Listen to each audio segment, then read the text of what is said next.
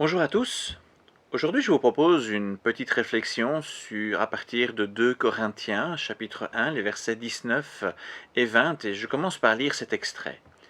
Jésus-Christ lui-même, le Fils de Dieu que nous avons annoncé, que nous vous avons annoncé, Sylvain, Timothée, moi-même, c'est Paul qui parle ici, n'est pas venu pour être à la fois oui et non. Au contraire, en lui, le oui de Dieu a retenti. Il est en effet le oui qui confirme toutes les promesses de Dieu. C'est donc par Jésus-Christ que nous disons notre Amen, notre oui pour rendre gloire à Dieu. Dans ces deux versets, Paul parle du oui que Dieu a exprimé par Jésus. Mais à quelle question le Christ répond-il oui? La question que le Père céleste pose à son Fils Jésus-Christ est « Acceptes-tu d'être le garant de mon alliance avec l'humanité ?» L'être humain est appelé à obéir au Dieu créateur, en échange de quoi Dieu a donné de larges promesses qui doivent assurer sa joie, son bonheur et sa paix pour toujours. Ce ne sont pas là de vagues promesses insignifiantes, que du contraire. Et même si Dieu a décidé de donner la liberté de choisir à l'être humain, il a pris soin de la pérennité de ses promesses éternelles. Malgré la désobéissance de l'être humain, le Fils de Dieu a accepté d'être le garant de ses promesses. Mais nous savons bien, les êtres humains ont mal utilisé leur liberté de choix puisqu'ils ont préféré la désobéissance, et c'est ainsi que le péché est apparu. À partir de ce moment-là, la question qui se pose à Jésus devient « Tu t'es porté garant, comptes-tu honorer cet engagement en quittant la gloire céleste pour devenir un homme, afin de non seulement obéir au Père pour recevoir les promesses, mais aussi de donner ta vie à la place des pécheurs, de sorte qu'ils puissent recevoir en ton nom les promesses divines ?» Répondre oui à cette question en donnant sa vie pour les pécheurs n'allait pas de soi. Et à ce sujet, Paul écrit en Romains 5, versets 7 et 8, « Déjà qu'on accepterait difficilement de mourir pour quelqu'un de droit, quelqu'un aurait peut-être le courage de mourir pour une personne de bien, mais Dieu nous a prouvé à quel point il nous aime.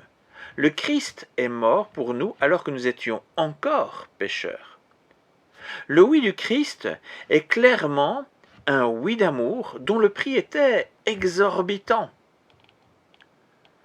En répondant oui pour l'être humain, Jésus permet que nous puissions à nouveau entendre cette question.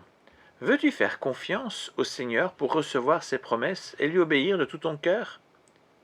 Si nous sommes chrétiens, cela suppose une réponse positive de notre part à cette invitation. Néanmoins, notre cœur reste assez instable.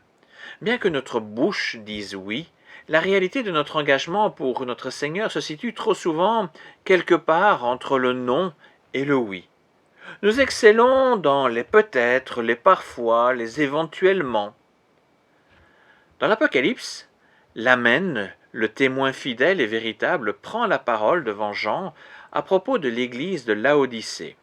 Notons d'emblée le titre utilisé pour parler de Jésus, assez significatif. Il est nommé l'Amen, c'est-à-dire celui qui dit oui, celui qui a eu un cœur plein d'amour au point d'offrir sa vie.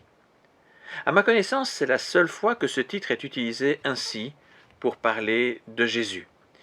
Et ce n'est certainement pas un hasard puisque le Christ prend à ce moment précis la parole pour rappeler à l'église de Laodicée sa perte de motivation, son oui qui devient trop souvent non. Elle a dit oui à l'appel de Dieu, mais à présent elle n'est plus aussi impliquée. Elle n'est ni froide ni bouillante. Tout comme Jésus est appelé l'Amen, on pourrait appeler cette église par le mot peut-être. Elle a tout reçu du Christ, mais elle manque de passion, elle manque une réponse claire venant du cœur. Et c'est ainsi que cette Église offre à présent une image terne, même honteuse, car on n'y décerne plus vraiment son amour pour le Seigneur. Et une sérieuse mise en garde lui est adressée, afin qu'elle se ressaisisse. Tout comme pour la communauté de Laodicée, nous ne sommes pas à l'abri d'un refroidissement de notre foi.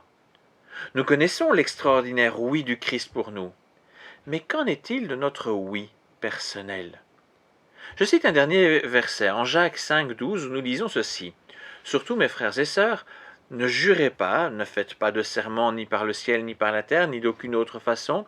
Dites simplement oui si c'est oui et non si c'est non, afin que vous ne tombiez pas sous le jugement de Dieu.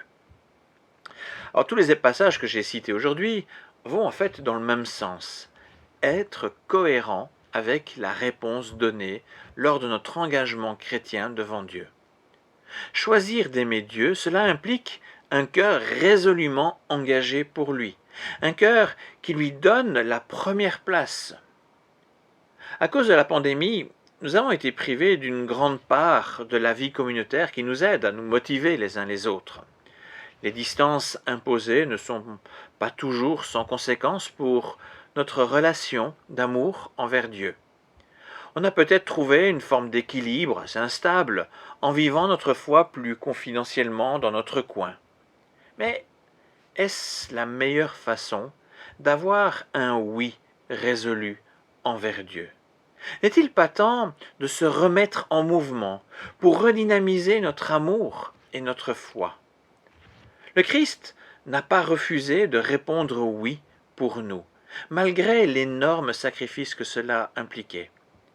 Il est temps pour nous de redonner tout son sens au oui que nous lui avons donné par le passé, alors que notre Amen retentisse à nouveau joyeusement pour la gloire du Seigneur. Merci pour votre écoute et à très bientôt.